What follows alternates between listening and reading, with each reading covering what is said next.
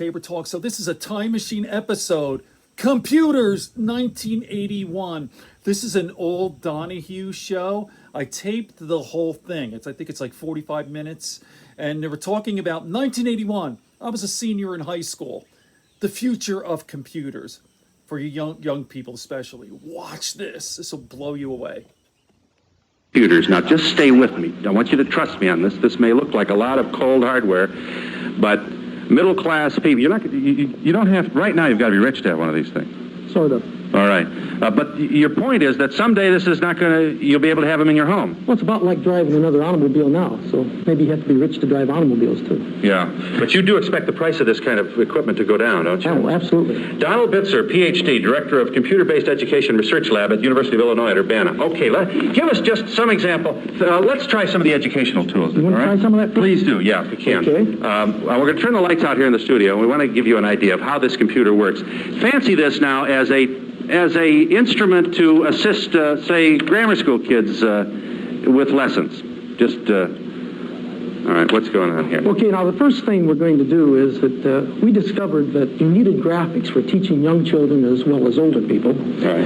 And excuse me, that says loading picture. Just a minute, please. All right, we'll wait for you. Okay, right. now what that's saying is it needs some characters that aren't on the screen. In this case, it's going to be some characters of little animals and things, but typically it might be a Cyrillic alphabet if you're teaching Russian, things that you need to teach some special types of material. All right. Now it's loaded our terminal with those, and these can be used just like any other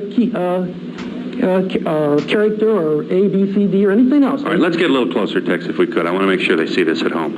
I want to make sure you can see All right, now watch what happens. Now, does everybody, can you see that? Do you see what that is? All right, watch what happens. You got that? Apple. Isn't that terrific? Now watch this. What is it? There's, well, that's so small. All right, we all can see that. Can you see this one right here? Get in a little closer if you would, Tex. All right, watch this. Moon. Turtle.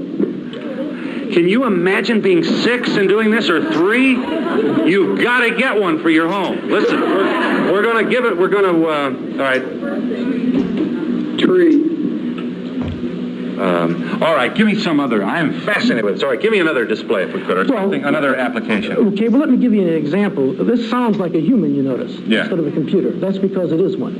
That is, you're hearing a human. Over here in this device is stored messages which the computer can recall. I want to make sure we can see on that. Everybody see that? All right. In playback, and you store 4,096 messages or 22 minutes, and you just drop this in, which is attached to your terminal. Yeah. Just like this.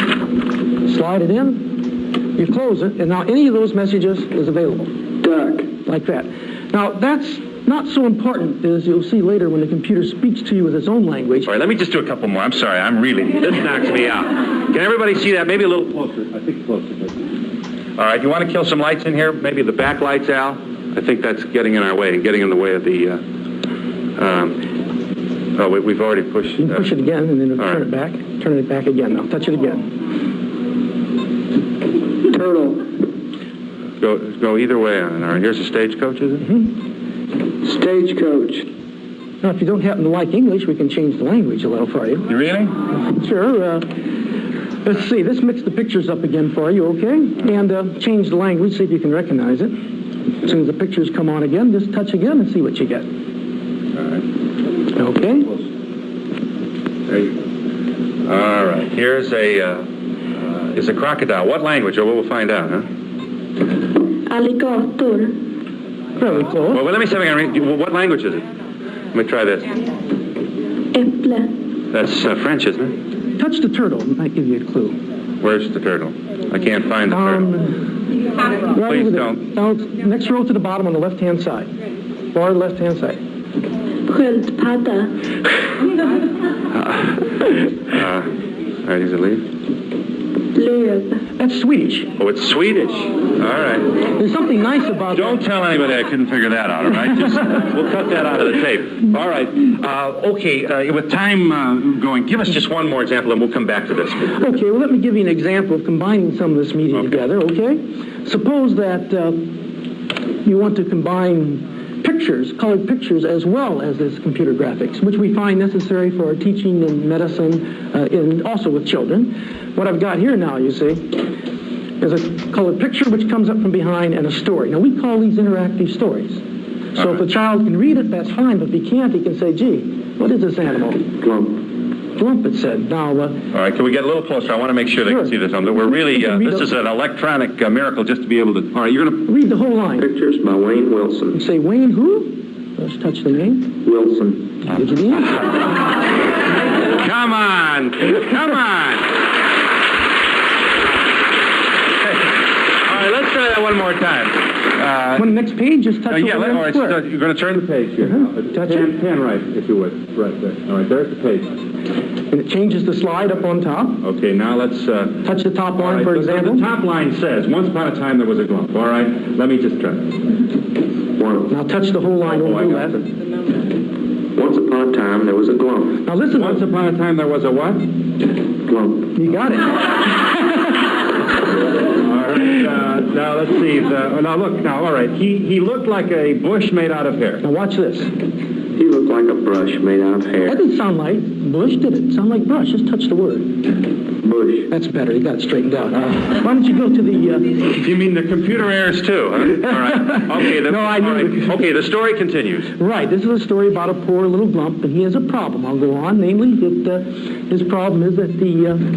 He slept wherever he happened to be when night came. Now, we call these interactive stories, and you'll see why in a moment. Sometimes he slept in a tree, and That was cold and drafty in the wintertime. we understand that from this one. Sure. And sometimes he slept under the bush, and But the bushes let the rain in. then sometimes he slept beside the pond. You see, he has all kinds of trouble. Then the mosquitoes bit him. Now, actually, there's no trouble with the tail. What do you think he needs? A tie, a boat, or a house? He needs a house. Oh, come on. All right, a tie. He needs a tie. Oh, a boat, sure. So the computer, you see, takes off in that direction. So the glump bought a new tie. Wow. Groovy. You look groovy. So the child Some isn't of right it's or right. wrong, you see. He can Oh, okay, now control wait a the minute. story. Go back. What if I choose something else? Well, you Can you go back? Can you reverse the page? You mean you want to go back to the choices again? Yeah. All right. I want... What do you want? A boat? Listen, we got this audience totally involved. Can you imagine? And it's a piece of hardware. I'm beginning to... I don't love it, but I'm very fond of it. All right, let's try... let me push boat, all right? All right. So the glump... Now look at this. So the glump bought a boat. In the boat, the glump could get away from the mosquitoes. But you see, he has problems yet. But the boat... But does a boat keep you warm in the winter? Oh. Let's touch it on the line underneath. But does a boat keep you warm in the winter? Does a boat keep you dry in the rain? The glump was still unhappy. Still unhappy. Now, wait a minute. Now, what would you like to have the glump do? Should the glump get a tie, a boat, or a house? Watch how good little Philly does. Oh, but you should... That's it, said the glump. What I need is a house. Oh, we can go on and on. Oh, sure. But wait, yelled the glump. I don't know how to build a house. I have no idea how to All build right, a house. we'll be here all day. But listen, I'm really concerned about the glump. But we'll return to the glump. Now, there are obviously other applications to this. The whole point here is that the technology is here. It's immediately apparent, the educational value of an instrument like this. Yes, there's a number of areas that's been experimented with, ranging from preschool all the way through graduate school work, and in all cases, there appears to be a great deal of merit. Okay. Now, this computer can also... let me just put it this way. It's hot in here, right? Right. And I'm thirsty. Oh, is that right? All right. Well, let's see what we can do here about that. Now, we can ask the computer to help you here. Let's say... We may have to kill those lights just for a moment because I want to see this screen if we can. Bring those lights down a little bit.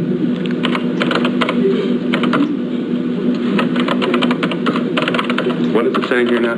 What do you have to say for yourself? A-Rock answers, bring Phil some water. Well, now what I want to do is Let the Hey, Rod.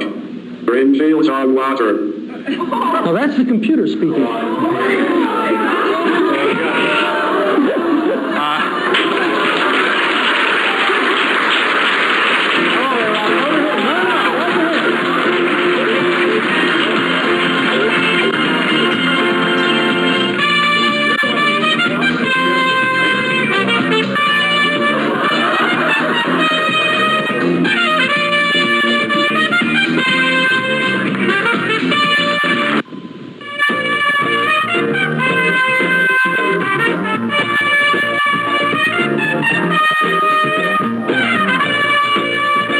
From Chicago, you're now in touch with Donahue. On this morning's Donahue, we'll explore home computers and how they will change the lives of millions of Americans within the next 5 to 10 years. This program was recorded earlier for playback at this time.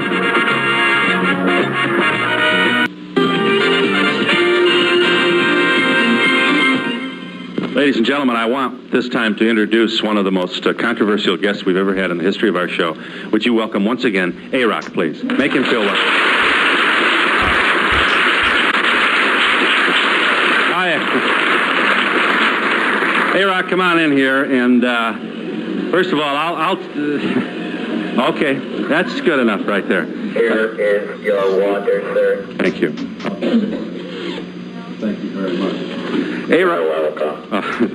You're welcome, too.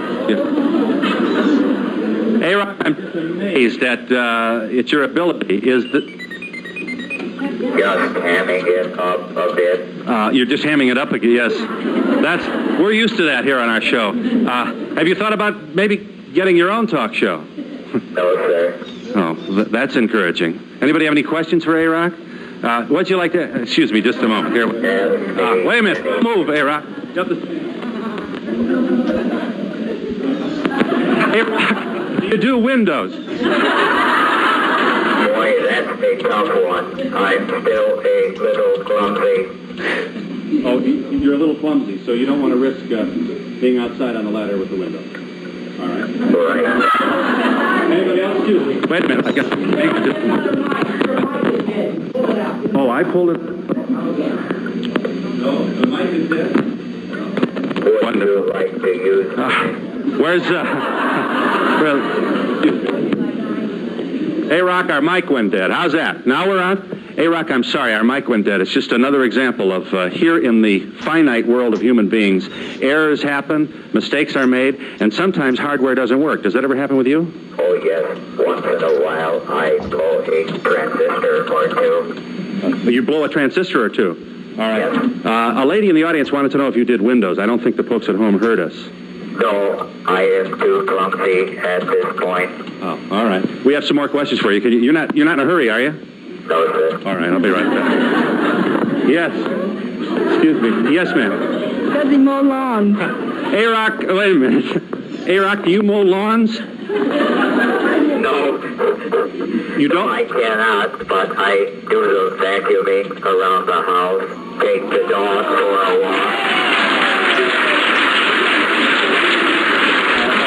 take out the garbage, and bring in the mail. Can you imagine I'm doing a whole show with a... Yeah.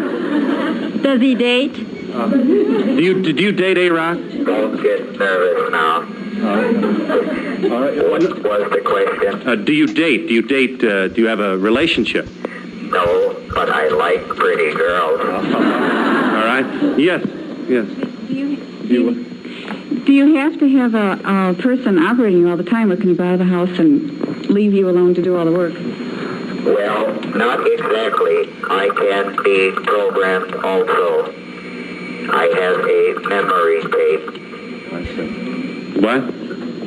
You could set something at 8 o'clock in the morning, and at 5 o'clock at night it would be all done when you come back. No, we're not that far advanced yet. Okay.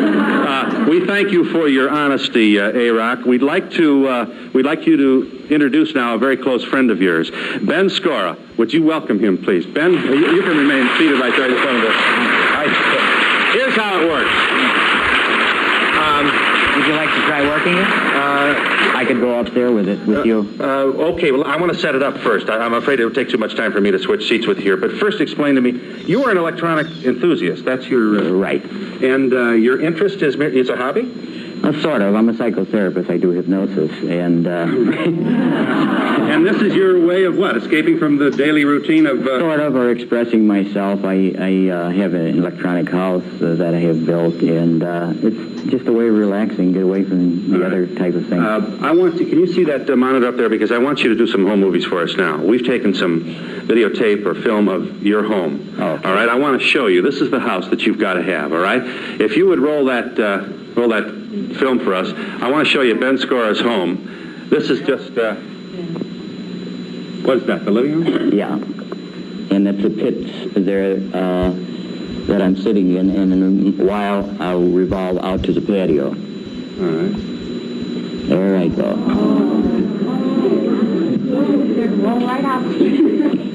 So, if you don't like your guest, you just push the button.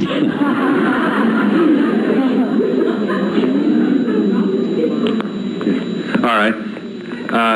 Actually, you'll be totally outside now at the end of this 360-degree rotation. Oh, it's a 180, I guess. 180. 180, all right. Very nice. The whole room moves outside. Can you imagine sitting down and say, "Hi, Ben, how are you?" After 3 drinks, suddenly, there you go.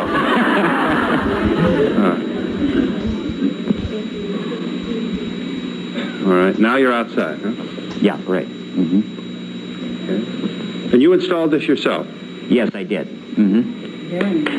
You like it? Now, what's this, Ben? What's this? Oh, that's the bar coming out of the wall. All of these things are operated by touch tone. At that point, I picked up the telephone and made all of these things operate by telephone. Using the telephone, you meant? Oh, now is this a light? This is the light that follows you, does it? Yes, it does. In other words, anywhere you go in the room and sit down, the light will be there. Yes. All right, now we're going to go to the kitchen after... I'm in the process of building the kitchen, so there is the... Now, the cabinet above there is a retractable cabinet. It's coming down at this point, so you don't have to reach up for things. And it's all electronically operated. Yeah. And next you'll see one of the walls open up into a storage area, and this is the wall here.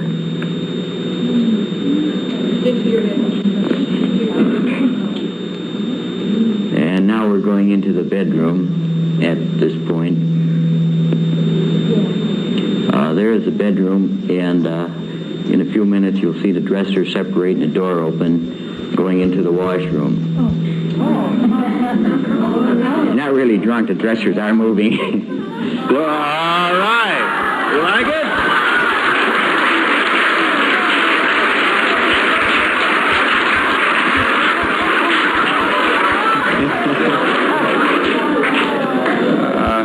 All right. Or, A-Rock, do you live in that, does A-Rock live in the house?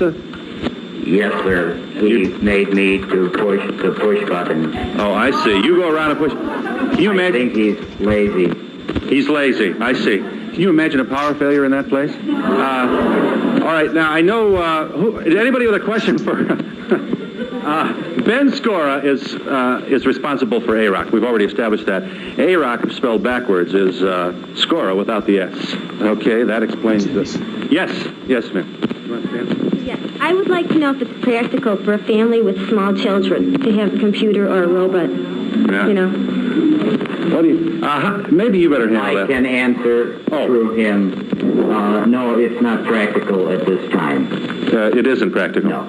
All right. Why? It would be a little too dangerous because he does weigh 275 pounds, and if he pinned somebody up against the wall, they'd know it. Right. All right. Okay, wait a minute. Hey, Rock, can I get by here? Do you mind? I mean, it is my show. Certainly. If you'll be just good enough to... Oh, all right. No, I want to go this way, so maybe you better come over here, Hey, Rock. You want to just kind of walk over there for me, if you will? All right, thank you very much. Far be it from me to ask you to move if it wasn't important. Yes. Want to stand? That's all right. All right. How long do you think it'll be before we have electronic devices in our home? Let me bring Dr. Bitzer in on that. What's the future on this thing? Well, it depends what you mean, having a robot do. There are robots in use in industry today where the function is very simple. Follow the movement and repeat it and weld things. They have robots which look at scenes that are very simple. For example, a cube and a square and a block, and pick out which one and stack them on top of each other. That's the status in the research lab.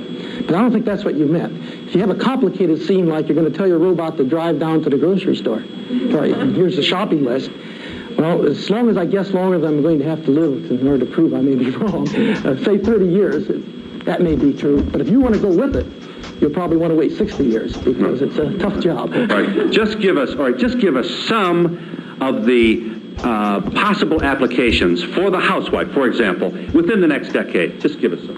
Probably within the next 5 to 10 years, you'll be able to have computers in your home which will essentially be terminals attached to a worldwide network. So if you want to talk to your friend, you'll not only be able to talk to them, but send grocery lists or lists of guests back and forth. You'll be able to call people and say, show me what you're doing today. And it will be able to show you the kinds of work that you're doing. You'll be able to make up grocery lists and say, where should I go shopping to get the minimum, pay a minimum amount of cash to get the goods which I want today in these quantities. And the computer will not only, in other words, you'll choose all the items that you need, all right? The amounts. Now you put all that in, asparagus, steak, whatever it is, potatoes, corn, cereal, put it all in the thing. Okay. Now you punch, what, A and P, all right? Well, you probably say, I want to buy this, and it would look around and see which has got the best deals for you. All over and also factor in the gas mileage to get there. That's right, so you could minimize your costs. So coming back will tell you which store to go to for the most bargains. Isn't that something? Anything else, the gee whiz stuff? Well, we are, right now in the laboratories, we're working on very large memories, which will be able to store information of the quantity of 2 million volume libraries. You know, those are large libraries. And so instead of having to have these libraries in your home, you'll be able to push a button and say, I'm interested in all places where it says this, that, but not the other. It'll search that 2 million volumes in a fraction of a second and say, here are the things where these things are mentioned, and would you like to read them? And so you can sit there at your terminal and read them. So those kind of services will be available. You may want to know what kind of plants will do best according to your geography. Go to your computer. Now, instructions. Right. Now, your computer is a little black box in the kitchen, right? With a keyboard on it? A typewriter? Well, there are computers that are little black boxes that you can put in the kitchen, but typically, in order to be very useful, those computers are also attached to larger computers. I know that. That's what I... things attached to them. That's right. They'll just be little black boxes. So all the hardware is not in your house. You merely have a terminal to the multi-million-dollar hardware. That's correct. And the terminals today can be put in a briefcase. You just carry them with you. And, without even opening the case of the briefcase, you can look at it and get what you want. A-Rock, would you kindly tell our audience that we'll be back in just a moment? We will be back in just a moment.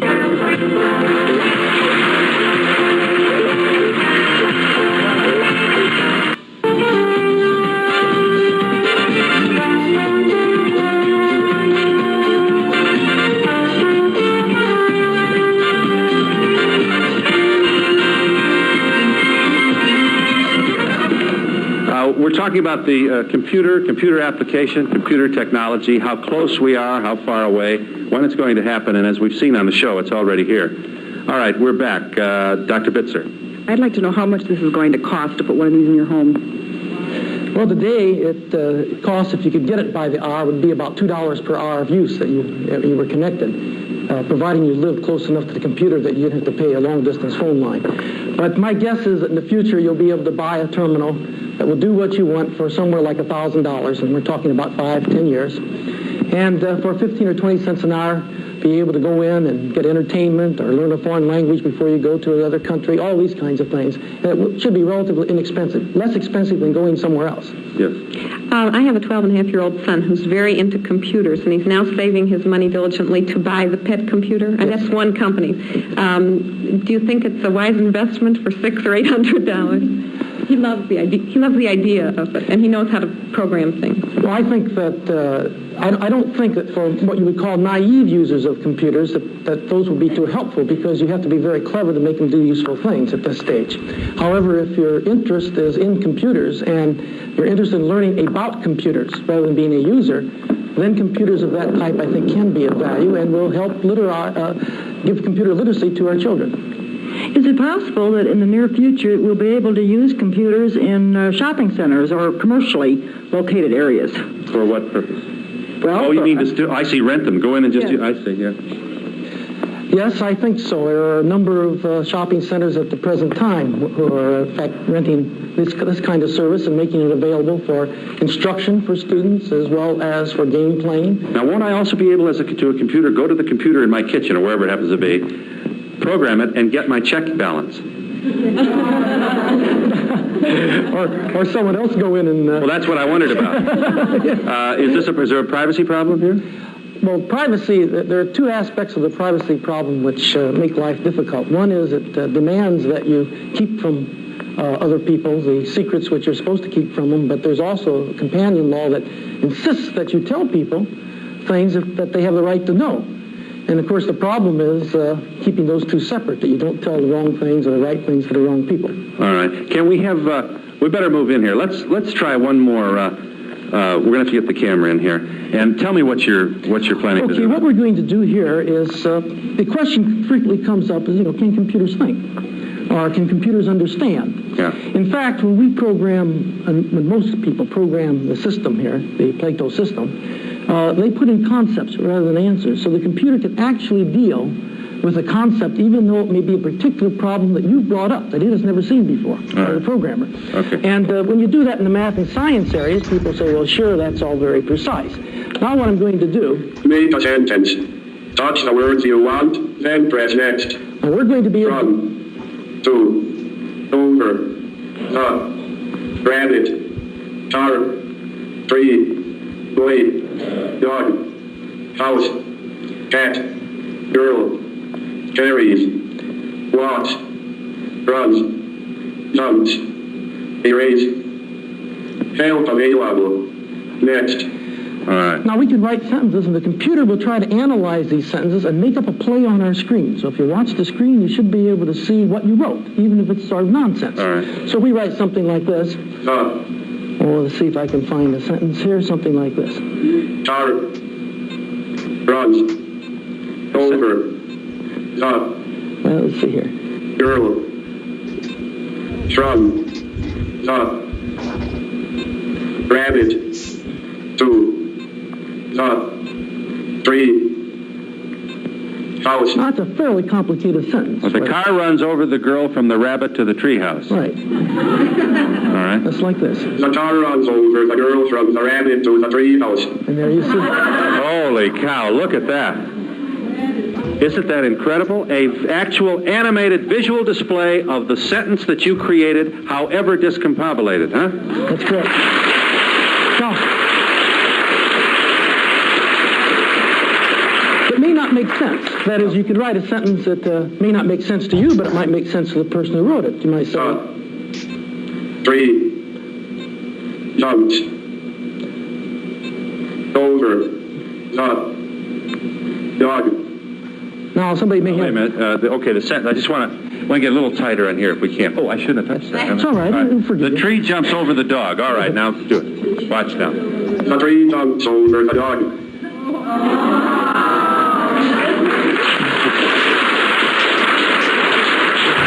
That is something. I'm fascinated. Now, you could write something that no one would understand, including the computer. For example... girl, walks, over, carries, to, from. All right, the girl walks over, carries, to, from. Sorry, I do not understand that. Let me just try one. Now, how do I... Okay, get right out of there. Try one, all right? So you want to try your own Yeah, sentence? yeah. Okay, go ahead. Just touch All the right. words. No, wait a minute. How am I going to do this? Let me see. Right, where's the... That's right. The car. Car. jumps over the now how many can I continue? Sure. Rabbit House. and can I there's no rabbit 2 or no, wait a minute, car jumps over the rabbit and can I put runs? No, it's The car from the car jumps over the rabbit from, is that all right? Sure. From the house. The car jumps over the rabbit from the house. Okay. Wait a minute. Can I continue just 2 more? Or there's a character limitation here. So to the girl. The car jumps over the rabbit from the house to the girl. All right? Are we ready for this? And push next? All right? The car jumps over the rabbit from the house to the girl. Look at that. From the house over the rabbit to the girl. Now, there are things that... That's the darndest thing I've ever seen in my life. Well, there are problems you understand with the English language. Yeah. For example, if you write something like this. Let's see, let's take this one. The boy runs to the cat. This is an adult program? Yeah. Well, you see, you can confuse things. The boy runs to the cat. Now, you're going to give me an X-rated program. Oh. All right. Now, okay, but now just to show you that... That's got it. The boy runs to the cat house. You see, we lost a little in the translation. Yeah. Boy, that's the problem. But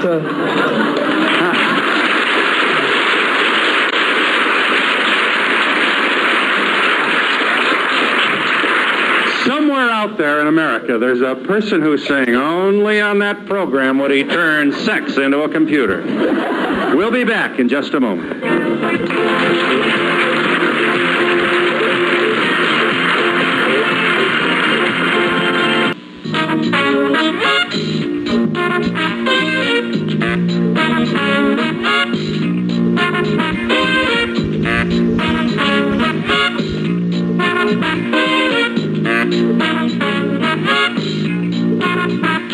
Dr. Donald Bitzer is director of the Computer-Based Educational and Research Lab at the University of Illinois at Urbana. We thank you and Ben Scora who's responsible for AROC.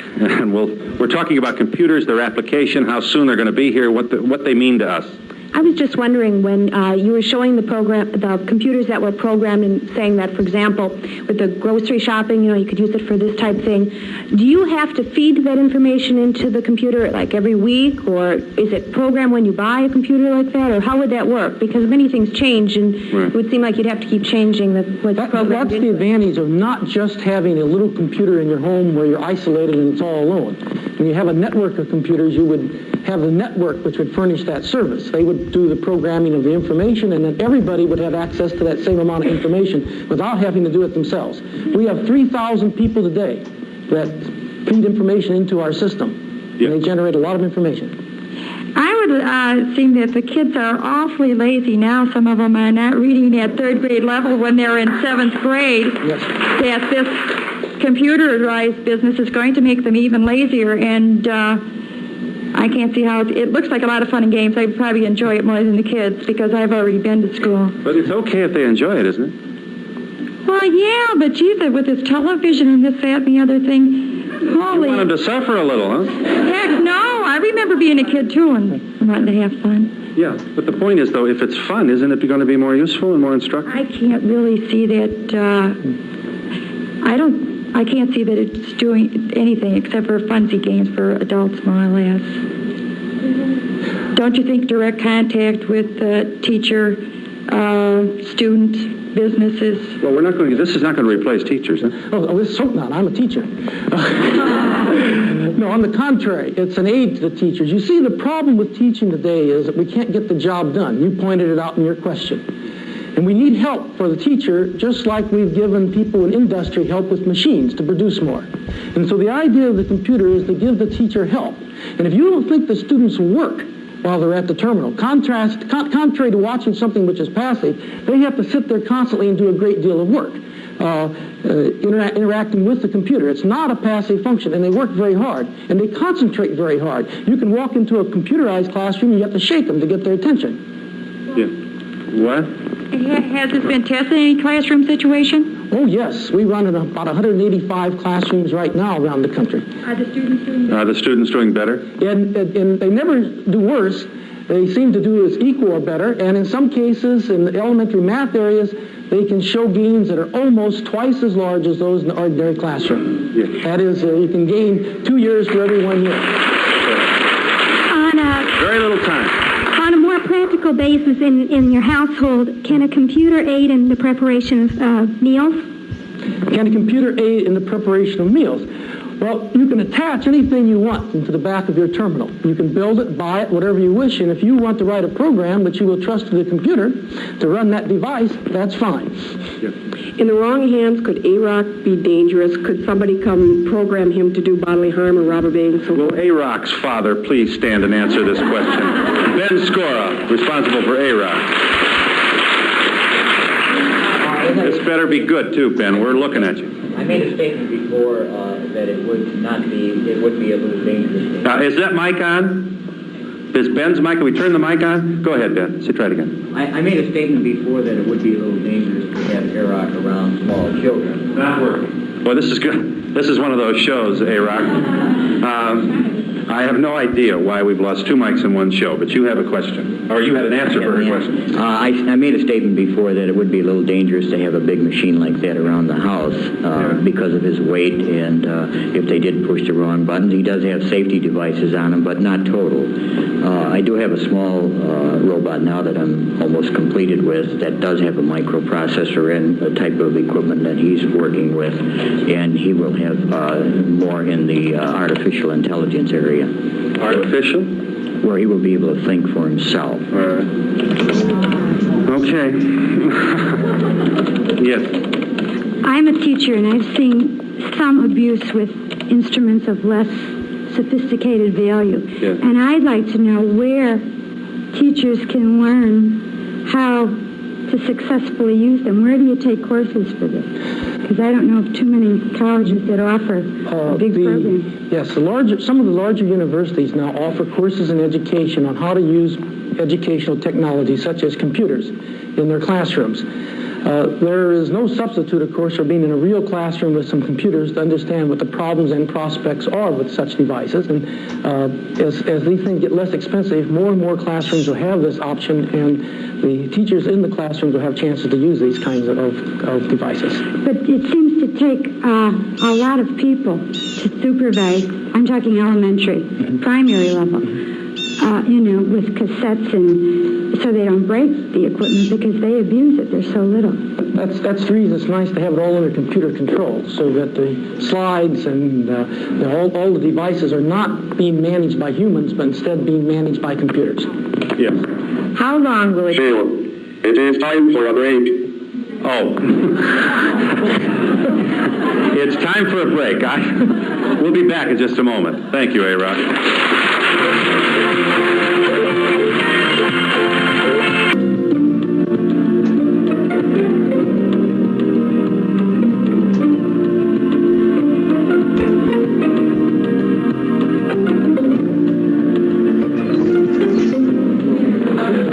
We're with Dr. Bitzer of the University of Illinois at Urbana. Donald Bitzer, Ph.D., is director of the Computer-Based Education Research Lab at the University of Illinois. Also at hand is Ben Scora, who's an electronic enthusiast and also is responsible for A-Rock. Somebody said, can A-Rock do housework? He can? Some of it. All right. Give me just an example of A-Rock's capacity here. Is it? All right. Oh, I have to turn the vacuum on? Oh, excuse me. All right. Wait a minute. Up on top. Oh, it's in the handle. All right. All right.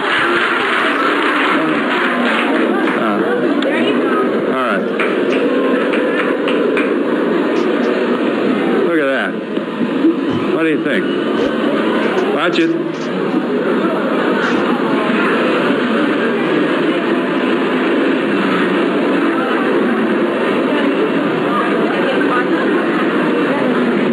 Who take A-Rock home? Anybody? All right, wait. Oh, I got turned off. Excuse me. Gee, the vacuum cleaner I have at home is down here, see, and that's the reason. Huh? What? I'll bet, he said. Okay, we're going to get you. You got 1,000 questions. All right, let me take a couple of these because they're really... Yes, ma'am. You want to stay on this second? Better stay there, Tex, because we're going to get back. Do you have to spend your time operating the robot so you're not free to do something else? No, he can be gone here. Is that loud enough? No, but there's no micro. Yeah, go ahead. Yeah. No, he can be programmed to do these things, so you don't have to attend him with this. The only time I use this is when I send him out with the dog, because even the computer don't know when a dog has to or doesn't, you know? That's it. All right. Yes, ma'am. You want to stand? Yeah. I'm interested in that house. I'm curious how it's powered and if there's a backup system. Yeah, is it powered, and have you ever blown a fuse at that place? You have what? We have a standby power plant that if anything fails, it goes automatically onto standby. All right, but you must consume a lot of electricity. The bills are high. All right. Just let me give you... It's my luck that he has no microphone, so I'm losing weight trying to get back and forth with... Let me try this here. I just want to show you one more application of this unit here, Dr. Bitzer. Yes, well, you ask what can it do, say, in the fine and applied arts area where you don't normally think of computers helping you out. In the teaching of music, it became important that the computer be able to play music which you put together. For example...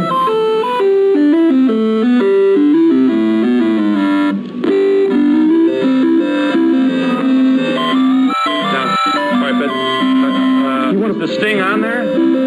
Or the entertainer? Oh, is it alphabetical? No. All right. Would you like another one? Yeah. What would you like to play? While we're playing it, why don't we do the following? It would be awfully nice if at the same time we heard the music, if we could also see it.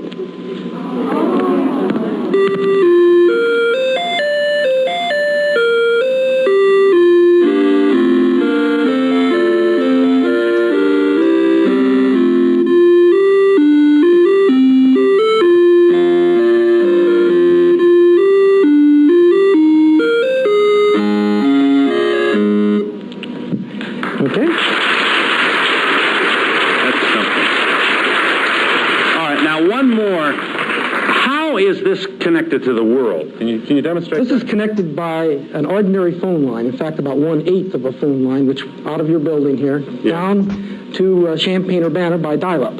Okay. And it's then all the lines which come in, which number like 1,100 phone lines, are now connected together so you can virtually contact anywhere in the world and see what they're doing. All right. Can we do that? Oh, sure. If we'd like to try one, to see if I can find someone who would be willing to talk. I see I got some electronic mail service, but I don't want to read my mail on the air, so we'll skip by that. But let me see if I can call someone by saying I want to talk, and this would be... Oh, someone just called me, but we'll ignore it. If I can. All right. Here, they're still calling me here. Let me just say I refuse to talk to them. I'm going to say reject. And I just told them too bad. Busy. Okay, I took care of them, you see. Now I'll go back and make my call to a guy. Let's see if we can get a hold of some physicist somewhere whose name is Kane, and he's a physicist. I'll let the computer find him. The computer's looking for him and has already found him and is calling him just like I was being called. That was just an accidental call. They didn't know I was on this program. It says, oh, and it told him who I was in case he wanted to reject the call. All right, hi, Dr. Bitzer, it says. Hi, I better tell him right away, running live on TV. Yeah, that's right. You better let him know we're on that, too. You connect and show something like a grade book, since there might be some teachers interested in how things are kept. All right, and how do we know where he is? Well, we don't. He may be in a phone booth. Sure, as long as he's online somewhere, we can ask him. You are now in monitor mode. Which means, you see, I'm not running this terminal anymore. We are looking at what is on his terminal. Now, why do we want to do this? Well, suppose your student's 2,000 miles away from you and needs help. You say, I've got to look over his shoulder to help him, like walking down the aisle in the classroom. Well, we are now looking, he says, we are now looking at the terminal, which is not here, but the terminal's here, but the data, which is coming out of another place in the world. And being displayed for us. And being displayed for us. And I've asked him if he would show us the distribution. The question came up on grades in our wing classrooms, the distribution of grades in a physics class. I can't show this data. It's not mine. It's not my privilege. Only he can show it. And here you see the computer's gone through, taken the record books, and is plotting the data. And I hope it doesn't put any names on it. But before we break, we don't want to know who's doing this. Right. Now, this is the graph readout of the grade scores of a certain class. That is what is on his screen, and that's what he is doing at this moment somewhere else in the world. Ask him where he is. Okay. Can you do that? Sure, I can talk to him at the same time. I hope so. Let's see. Where are you now? Let's see what he says, and he can talk to the... In physics, PLATO... Class, he's teaching class. We won't better not... Classroom in Urbana. Yeah, well, we don't want to disturb him too long. Okay, well, thank you for the... Okay, let me just say thank you for your help. Bye for now. And we push one button, and you see what we're doing now is we're back where we were before, ready to read my electronic mail. Now, your point here is that all of us will have this capability at some time in the future. Yes, and that's not so far off. We're talking about maybe 1 million terminals by 1985 in the homes. We'll be back in just a moment.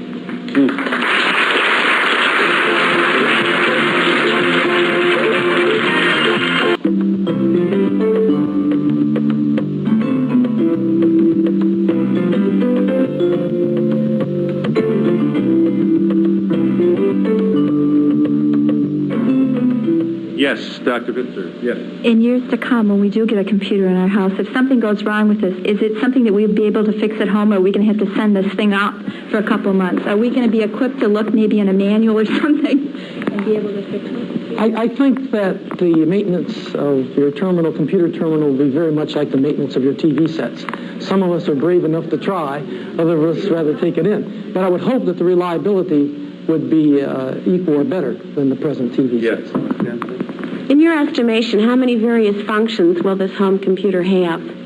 It will be limited probably by the imagination of the users who contribute to new functions as well as use old functions. And that's really our job, is to make sure that it's not technology that limits what we do, but instead it's the imagination of the users. And let's hope that the people who use them for the betterment of everybody. And let's hope also that it doesn't draw another barrier between us and communicating with each other. We hope it improves it. Thanks very much, Ben, and thank you, Dr. Bitzer. I really please convey our thanks to everybody at the University of Illinois at Urbana. I enjoyed that. That's absolutely incredible. 1981. Okay. Good friends, good books, and a sleepy conscience, peace, love, and understanding here on Table Talk.